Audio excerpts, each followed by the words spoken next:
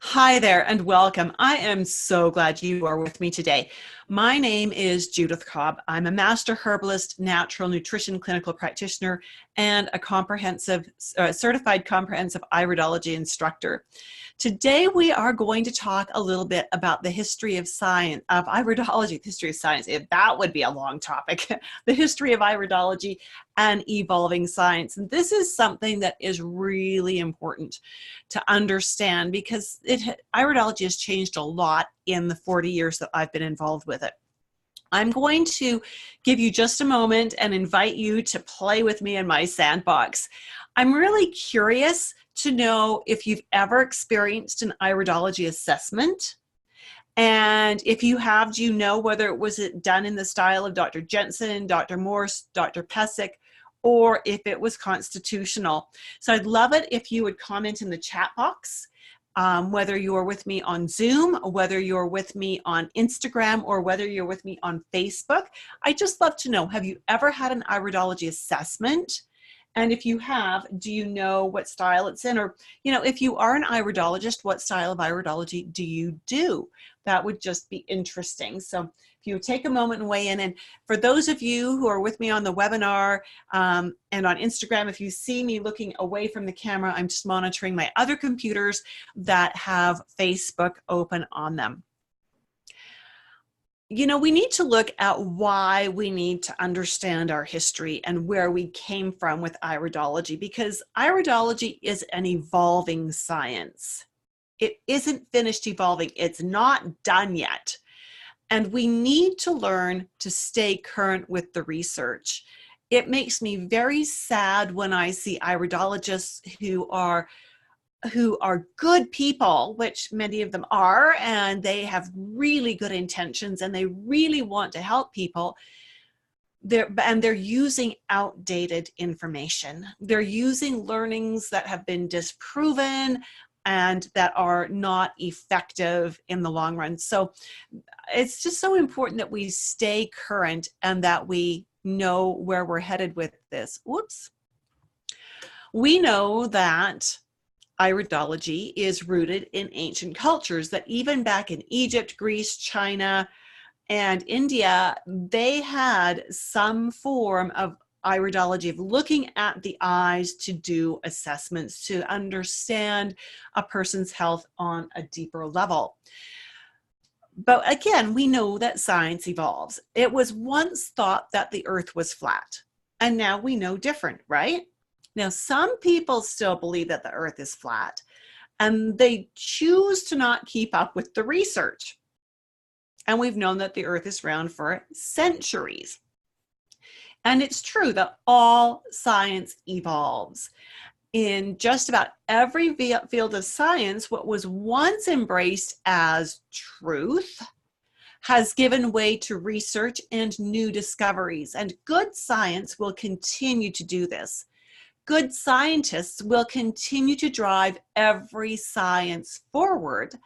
And it's really important for those of us who are involved in these sciences to study that forward motion, to understand it, and to let go of the past and embrace things that are in the here and the now that are actually beneficial and helpful. As we look at the history of iridology, we go back to the very common story that all of us have heard of, Ignaz von Petschle, an 11-year-old boy. And there are various different stories about him catching an owl or finding an owl, and somehow the owl had a broken leg, whether that happened in the capturing of, or whether the broken leg was there to begin with, and Ignaz found the owl in the forest. It's so long ago. The stories are very different depending on your sources. It is suggested that he noticed, and thank you for joining me on Instagram, so glad to have you there. He noticed that there was a line forming and or disappearing later on in the owl's eye. And my question is, how do you get an owl to sit still long enough to actually let you look at his face? I don't know.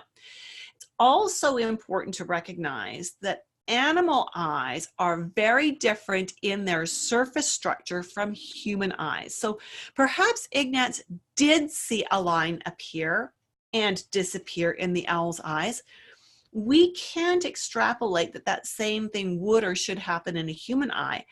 I've actually done a study on myself with 3 broken bones in my arm this year on 2 separate occasions. It's been a year, and tracked my eyes, and there was no indication of a break or of healing in my eyes. So just saying, what is the most important is that whatever he saw made him curious and spurred him on to do research. That is the really important part of his story. Ellen Tart Jensen has said this in her book. She said even August von Petschle, who was a close relative of Ignaz, recognized years later that Ignaz was looking at an owl's eye and not that of a human, and that he did not have the proper equipment to prove what had been reported in the stories. It's time for iridology to move forward based on sound research rather than hearsay. Now, Ignaz did become a medical doctor, and he used a 2-power magnifying glass and created an iridology map. Now, that's pretty amazing. We look at the technology we've got and we kind of whine about, things not being good enough, but he was doing this with the best he had, which was all he had, and that's amazing. Where he got tripped up was he couldn't understand why some people with a particular marking in their eye had symptoms while others with the same marking didn't. Now we understand, because the research has continued forward, that what we see in the iris is inherent predispositions. We're going to come back to that a few times later on today, so stay with me on this.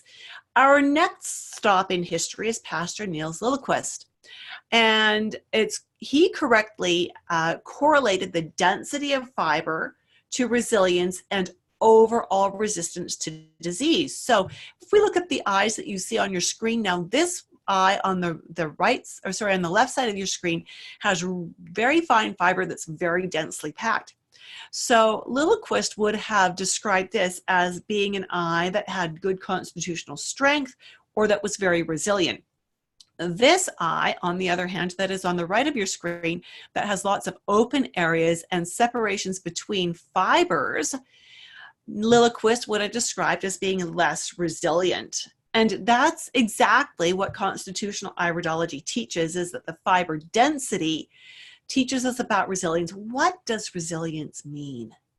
Resilience means that this body has the strength, if given and when given the right materials, to bounce back and to recuperate from disease and trauma. So the eye on the left of your screen, this person has a trauma, a broken bone, or they develop pneumonia or whatever, when their body is given the right building blocks, the right tools, it will heal more quickly than the eye that's on the right of your screen. Liljeqvist also felt that eyes changed due to toxic exposure, and so medications could accumulate in the body. We now understand that melanin is responsible for color and pigmentation, and pigmentation, as a result, is not the result of toxicity or of drugs or of heavy metals or any kind of mineral overexposure. We have Emanuel Falke, who was in Germany, and he also developed an iris map. Now, I always think it's fascinating when we have that synchronicity happening. I think of DNA and how the double helix structure of DNA was being researched by 2 separate labs on different continents. They released their findings within months of each other without knowing that the other person was doing this. I think that synchronicity is amazing. Well, at the very same time that we have Ignaz von Petschle and Liljeqvist all doing iridology and developing iris maps, we have Emanuel Falke also developing an iris map. And he started laying the foundation for others to build on by defining what we now call constitutions. He also taught iridology, and the Falke Institute in Germany is named after him. We have Rudolf Schnabel, and he was turn of the century into the 1900s. He researched a lot on pigment and on pupil tone. So the shape of the pupil, flattenings in the pupil, large pupil, small pupil, all that kind of stuff. He was one of the first to use a microscope to examine the iris. And using a microscope is truly the most efficient way and the best way to do this. You do need a special microscope, and they are not cheap. Rudolf Schnabel said this: "It was no easy task, and those who believe it would or would like to believe that handling iridoscopy or iridology can be learned within a few weeks or even days are mistaken and do a disservice to a good cause." So his belief that you can't learn it in a few days is one of the reasons why when I teach, we don't teach it over a few days. I agree with him that there's a lot of learning and understanding that needs to happen in order for the information that's been taught to actually be useful to the practitioner. We have Joseph Ungerer, who was a student of Schnabel's, and Joseph Ungerer became a naturopath. He was really concerned about the different languages used by iridologists, and he worked to get everybody using the same language. He knew students were reading books and accepting the printed word about iridology before adequate research was completed. And we still have that happening now, where books are being published that are based on things that have been previously published rather than on new research. And so old information that is not accurate is being perpetuated. Ungerer was so dedicated to making sure that whatever he published was really accurate that he refused to publish his work until it had been analyzed and reviewed by professional peers. Very cool. Joseph Deck was also a dedicated iridology researcher, and he pioneered iridology photography. He was also an instructor based in Germany. Theodor Krieger, again in the 1900s, was another student of Ungerer's. He also was a student of Deck and Schnabel. He felt that iridology was the #1 assessment tool and was best used with other tools like urine, hands, fingernails, tongue, and feces. So he agreed that it's not a standalone science, that it corroborates the stories that other assessment tools can expose for us. In 1962, he said, "I hope that a later generation will succeed in establishing a single uniform system. In spite of zealous efforts, these have so far not succeeded." And we still see this as a real challenge today. And I'm going to share some specific examples of this with you in just a few minutes.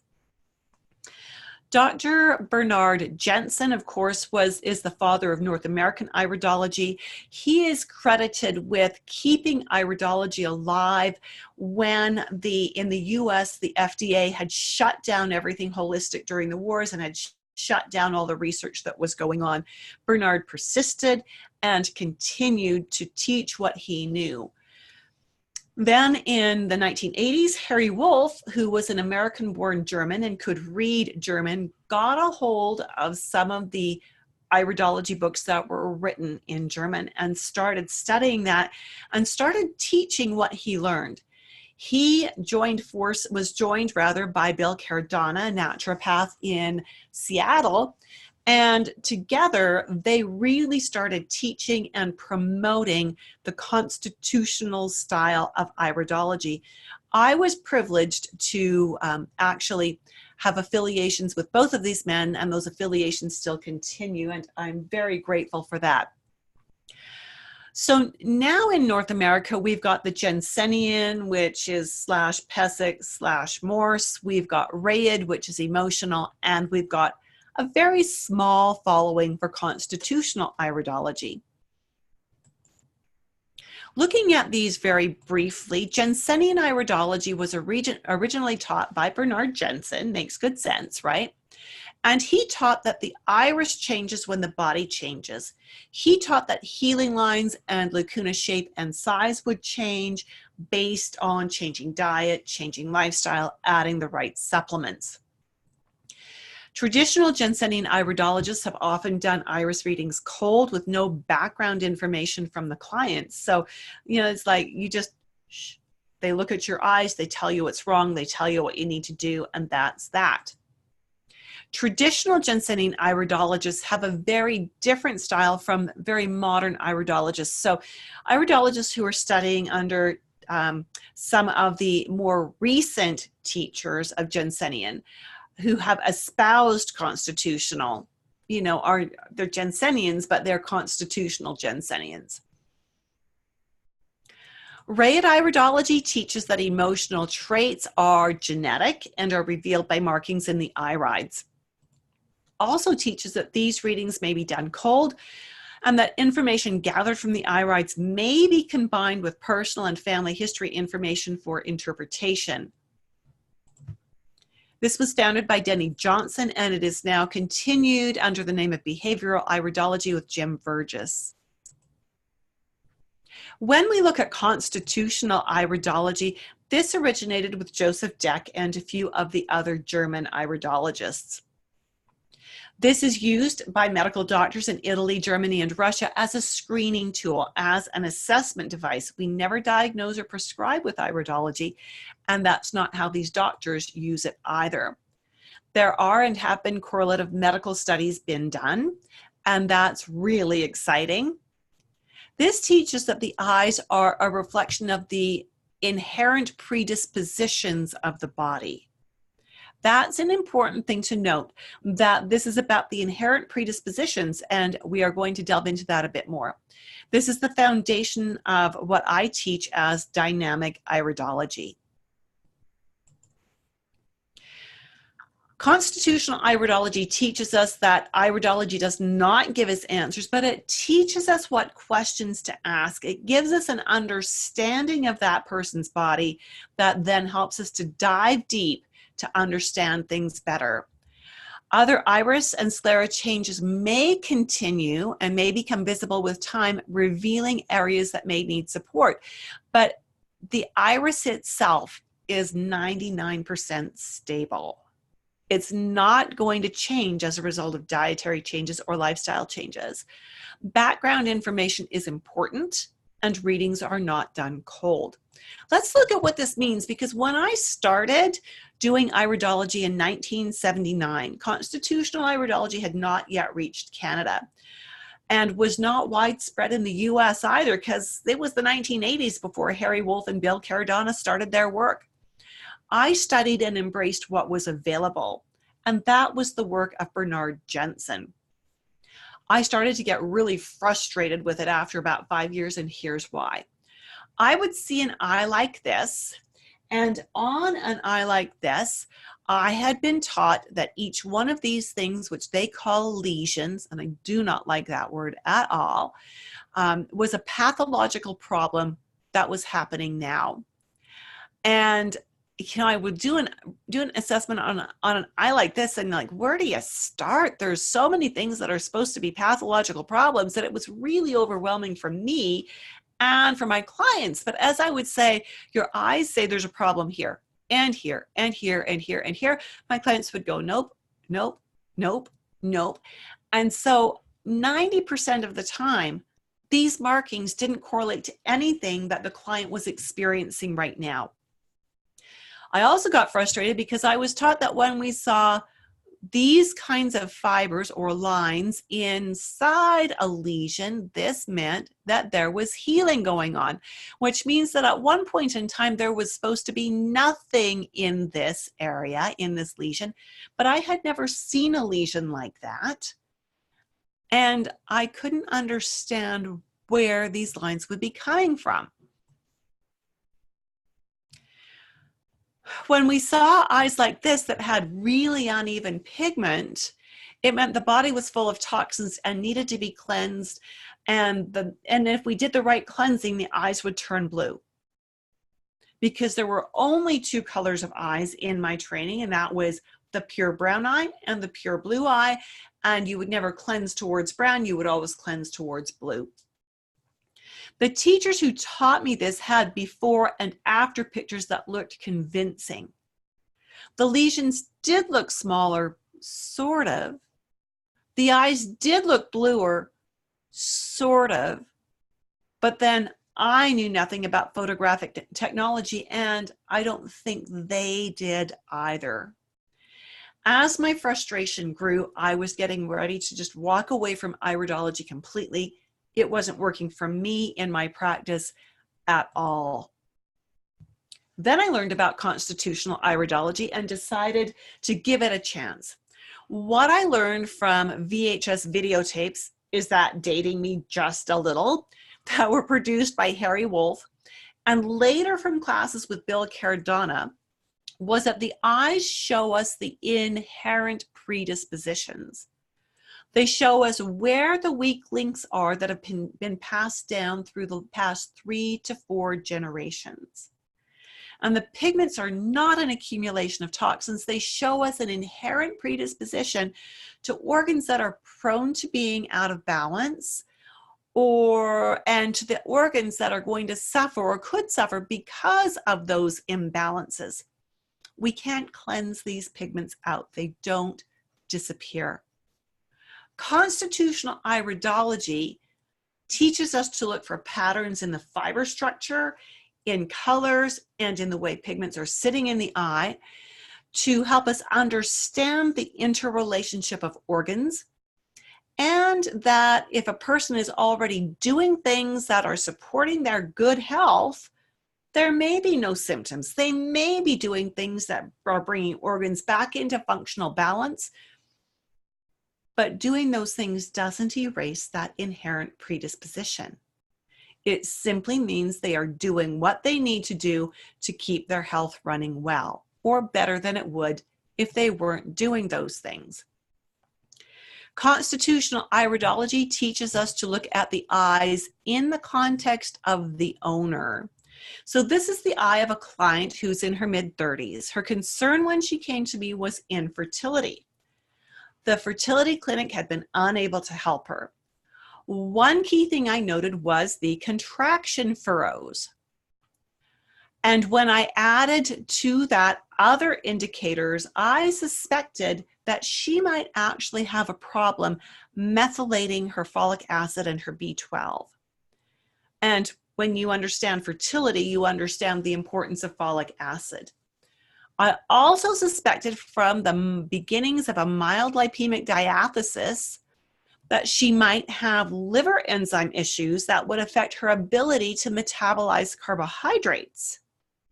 So when I put the potential for the inability to methylate her Bs with the potential of the inability to properly metabolize carbs, I had to ask her if she'd been diagnosed with type 2 diabetes, and that's when it came out that, yep, she had. That all spells an increased risk of polycystic ovarian syndrome. I could never have arrived at those insights with the old style of iridology. Never in a million billion years. Constitutional iridology is exactly what informed my analysis and the program development for this client. Approaching her health from that angle with dietary corrections, with lifestyle corrections, and appropriate supplements, because of what I understood from her eyes and the impact that would have on her health, she was able to conceive and delivered a very healthy baby boy. So what do I think the future of iridology is? As long as there is good research being done, and as long as iridology instructors are willing to adopt and teach the new knowledge, iridology will gain respect as a valid health assessment tool. If we as an iridology community persist in hanging on to disproved, outdated, and ineffective teachings of the past, iridology will continue to come under fire as quackery.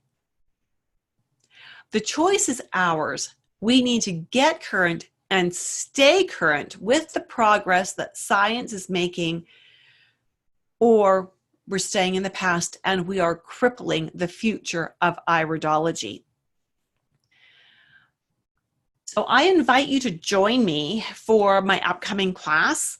Confident Nutritionist Dynamic Iridology. To register for it, there's loads of information at iridology.education/priority. If you want to be up on the latest, and if you want to learn constitutional iridology to help you assess your clients more quickly and accurately in your wellness practice, I will see you in the course. iridology.education/priority. Thanks for being with me today. Look forward to seeing you again in the future. Bye for now.